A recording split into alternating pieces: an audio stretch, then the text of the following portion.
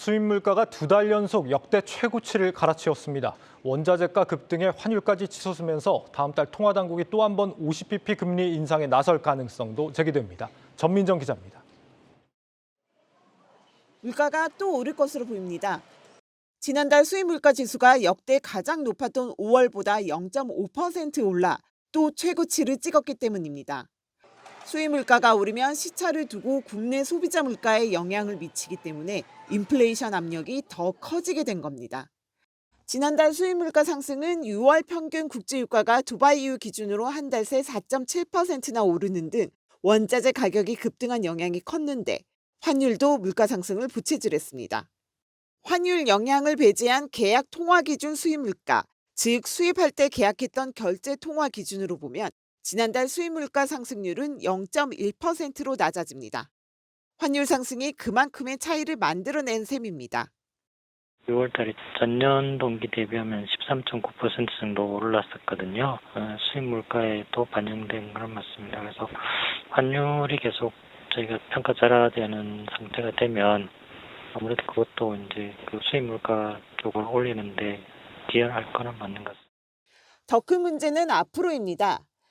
최근 국제유가 하락세가 이어지고 있다지만 그 추세가 계속될지는 미지수고 환율도 여전히 고공행진을 거듭하고 있어서입니다. 지난달 미국의 소비자 물가 지수가 9.1%나 올랐다는 소식에 미 연준이 금리를 한 번에 1.0%포인트 올리는 울트라 스텝 전망까지 나오면서 오늘 원달러 환율은 1326원대에 마감하며 연고점을 경신했습니다. 한은이 사상 처음으로 지난 13일 기준금리를 0.5%포인트 인상하는 빅스텝을 단행했지만 환율 급등세를 막을 수는 없었던 겁니다.